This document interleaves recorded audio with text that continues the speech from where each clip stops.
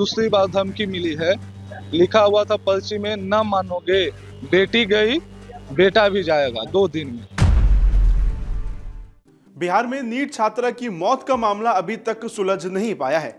जांच में सामने आया है कि कथित तौर पर यौन उत्पीड़न के बाद छात्रा की मौत हुई है। अब सीबीआई इस मामले की जांच कर रही है और इस बीच मृत छात्रा के परिवार ने धमकी मिलने का दावा किया है। दरअसल जहानाबाद जिले के शकूराबाद थाने के एसएचओ राहुल कुमार ने बताया कि मृत छात्रा के परिवार ने एक शिकायत पत्र दर्ज कराया है। इसमें उन्होंने बताया है कि कथित तौर पर किसी ने धमकी दी है कि वो इस मामले से पीछे हट जाएं। परिवार ने दावा किया है कि उनके घर में एक कागज फेंका गया था जिस पर लिखा था, तुम अपनी बेटी को खो चुके हो और अगर तुम नहीं माने तो अपने बेटे को भी खो दोगे। उन्होंने बताया कि शनिवार को भी इसी तरह का एक धमकी भरा कागज उनके घर पर फेंका गया था। इस संबंध में छात्रा के पिता ने कहा है कि हमें फिर से धमकी भरा पर्चा मिला है। 3 दिन पहले भी धमकी मिली थी। दोनों में लिखावट एक जैसी लग रही है। कहीं ना कहीं मामला ग्रामीण परिवेश से ही जुड़ा हुआ है। ये किसी बच्चे के द्वारा लिखा हुआ लग रहा है। इसमें किन्हीं बड़े लोगों का हाथ भी हो सकता है। ये कौन है, ये जांच करना प्रशासन की जिम्मेदारी है।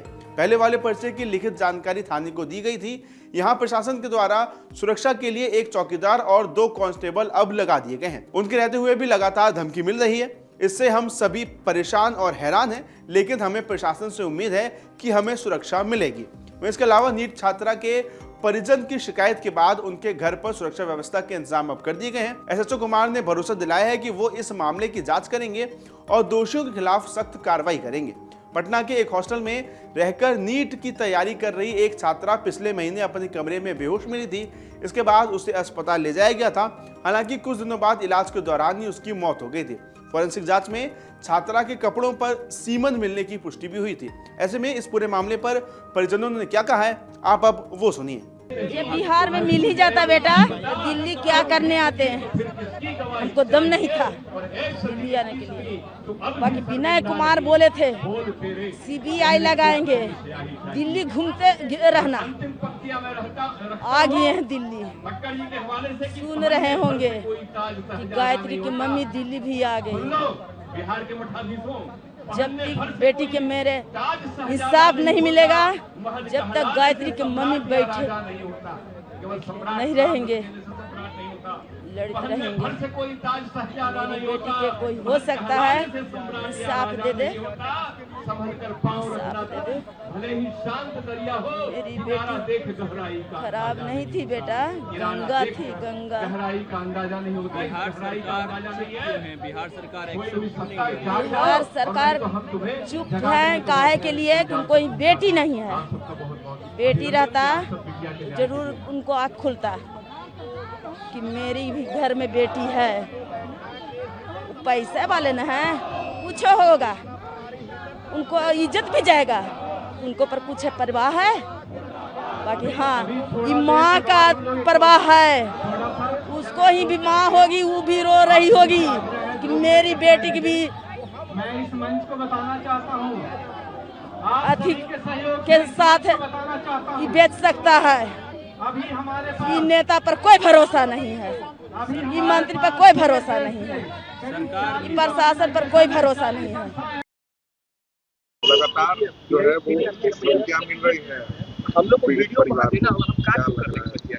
आज भी दूसरी बार धमकी मिली है। लिखा हुआ था पर्ची में, न मानोगे बेटी गई बेटा भी जाएगा 2 दिन में। यह देखिए, यह जो है सो धमकी भरी पर्ची है। तो लगातार परिवार के लोग सहमे हुए हैं, डरे हुए हैं। उनको न्याय देने के बजाय लगातार डराया जा रहा है। अब कौन असामाजिक तत्व है ये तो हम लोग की जानकारी नहीं है। हम लोगों ने पहले भी पुलिस प्रशासन को लिखित आवेदन के माध्यम से बता दी गई थी कि ऐसे ऐसे पर्ची मिला है, और आज भी पीड़ित परिवार के लोग थाना और एसपी को सूचना दे दिए। डर लगता है, बहुत परिवार डरा हुआ है।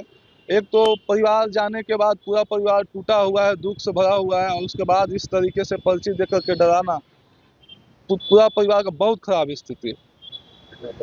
रोशन नाम भगना हुए परिवार। लगातार जो है वो धमकियां मिल रही है। हम लोग पीड़ित परिवार को आज भी दूसरी बार धमकी मिली है। लिखा हुआ था पर्ची में, न मानोगे बेटी गई बेटा भी जाएगा 2 दिन में। यह देखिए, यह जो है सो धमकी। आपके राज्य की खबरें, आपके शहर की खबरें सबसे पहले जानने के लिए देखते रहें अमर उजाला। चैनल को सब्सक्राइब जरूर कर लें और पाएं हर अपडेट।